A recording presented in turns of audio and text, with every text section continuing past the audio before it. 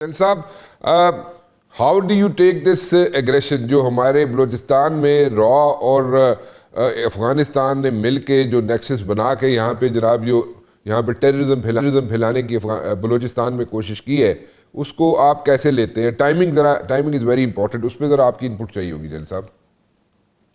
जी बिल्कुल राना साहब, I agree कि टाइमिंग्स आर वेरी इंपॉर्टेंट। इस वक्त न सिर्फ रीजन बल्कि पूरा वर्ल्ड जो है जी, जो वर्ल्ड ऑर्डर है वो चैलेंज हुआ है जी। और lot of resets are taking place. बहुत ज्यादा हम देखते हैं कि टैरिफ वॉर्स भी हम देख रहे हैं, मिलिट्री एप्लीकेशंस भी देख रहे हैं, और इकोनॉमिक रीसेट्स भी देख रहे हैं।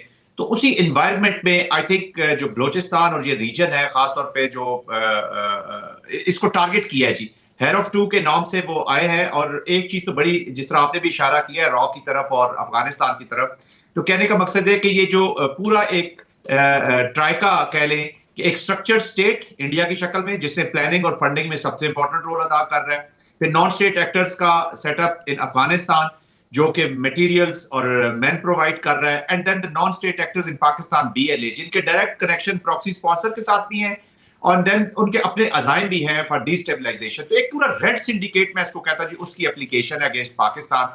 बट अगेन आई थिंक जिस तरीके से हमारी सिक्योरिटी फोर्सेस ने रिस्पॉन्ड किया है, that is very critical, very important. Intelligence agencies ने जिस तरीके से रिस्पॉन्ड किया, एक्चुअली वो हमारा रिजॉल्व टेस्ट किया जी।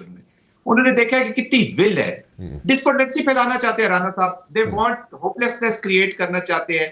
एक जो अवाम के अंदर एक जो कॉन्फिडेंस है in their armed forces and in their government, in their political structures, in their security structure, उसको अंडरमाइन करना चाहते हैं, ताकि इनकी विल जब टूटेगी तो ऑटोमेटिकली लोग उनकी तरफ जाएंगे, माइल होंगे। ऑफ कोर्स पूरा मीडिया कैंपेन भी उन्होंने किया। एक बड़ा it is not in violence के कोई इंसिडेंट्स नहीं है, एक स्ट्रक्चर्ड वॉर अप्लाई किया गया है पाकिस्तान के खिलाफ। रिस्पॉन्स बहुत अच्छा आया है and it could be a very good start for Pakistan के इन चीजों को एड्रेस करें जो एड्रेस होने वाली है, political, diplomatic and in military domains. इनको रीसेट की हमें जरूरत है, बिल्कुल है। एक प्लान किया है, अब इसकी कंसिस्टेंसी के साथ हमें आगे चलाने की जरूरत है जी। जन साहब, हमने पहले भी इस किस्म की जनाब देखे एक्ट्स होते हुए और हमने रिएक्ट भी किया है अपने वक्त के मुताबिक। जब हमें सूट करता है तब हम रिएक्ट करते हैं, हम कोई हैज़र्डली कोई डिसीजन नहीं लेते। इन दिस पर्टिकुलर केस जो नेक्सस हमारे सामने आया है और कुछ कॉल्स इंटरसेप्ट भी हुई हैं, उसको भी हमारे सामने, और कुछ लोग, कुछ दहशतगर्द जो पकड़े गए हैं, मेरी इतलात के मुताबिक उनसे कुछ ऐसे डॉक्यूमेंट्स भी मिले हैं जिसमें ऐसे सब्जेक्ट्स का जिक्र है जो पूरी वॉर गेम्स हो या for that matter war strategies हो, उसमें भी वो शायद बहुत कम पढ़ाए जाते हैं हमारे यहाँ। सो वो जो स्ट्रेटजीज हैं जिन पे वो अमल दरामद कर रहे हैं और वो पढ़ के आए हुए हैं या उनको कराया गया, ट्रेन किया गया है, उसके बारे में आप क्या कहेंगे sir? That's why I'm saying Rana साहब कि पूरा स्ट्रक्चर्ड सिस्टम है, जो प्लानिंग और फंडिंग है वो इंडिया से आ रही है। उसके अंदर जो ऑपरेशनल माइंड या जो ऑपरेशनल कोऑर्डिनेशन है वो टीटीए अफगानिस्तान कर रहा है with the help of non state actors of Balochistan. और उसके बाद फित्रा अल खवारे जो केपी का फैक्टर्स है वो भी उसमें शामिल हो जाते हैं। अभी आप देखिएगा 145 का जो स्कोर आ रहा है, which is a huge number. This will break there, उनकी विल भी उतनी टूटेगी, ह्यूज नंबर है। तो उसमें आपको अफगानी अभी नेशनल्स भी मिलेंगे। जहां तक ये डॉक्यूमेंट्स का ताल्लुक है, जो प्लानिंग का ताल्लुक है, तो इसमें तो अब किसी को कोई शक नहीं होना चाहिए जी। हमें तो कोई शक नहीं है। That's why I am saying कि जो रीसेट है वो डिप्लोमेटिक, पॉलिटिकल और मिलिट्री तीनों डोमेन्स में जाना है, विद इन एंड विदाउट। अभी हमें इंडिया के बारे में, अफगानिस्तान के बारे में एक बड़ी क्लियर पॉलिसी लेनी होगी। I think this is the time to we have to approach हमारे जो रीजनल अलायंसेज हैं या रीजनल जो कोलिशंस हैं अगेंस्ट टेररिज्म, और खासतौर पे वो रीजनल ममालिक जिनको थ्रेट मिल रहा है अफगानिस्तान से।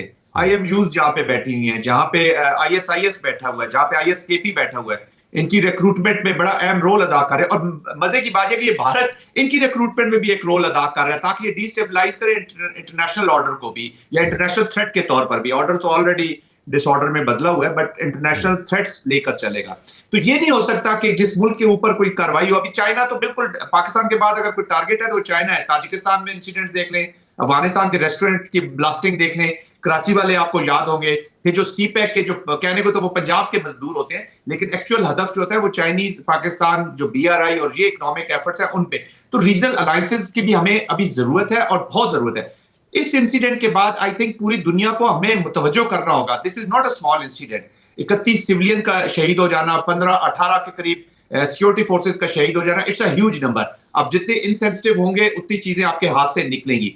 बट एक नया रिजॉल्व भी इसने पैदा किया नेशन के अंदर। आज अगर आप चीफ मिनिस्टर साहब की आपने प्रेस कॉन्फ्रेंस सुनी हो तो उन्होंने दो बड़ी जबरदस्त चीजें कही है। एक तो उन्होंने कहा कि ये जो पाकिस्तान के अंदर बैठे हुए लोग इसको रेगुलेट करने में मदद दे रहे हैं टेररिज्म को, और इसको लेजिटिमाइज कर रहे हैं। आप नफल पढ़ रहे हो, नमाजें पढ़ रहे हैं जी, दुआएं कर रहे हैं नॉन स्टेट एक्टर्स के लिए, तो बड़ी क्लियर लाइंस ड्रॉ हो चुकी हैं।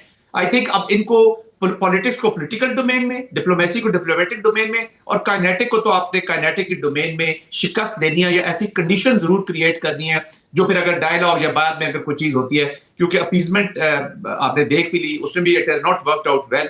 But having said that, I think हमें बिल्कुल रीसेट अपना करना है और there is lot to be done.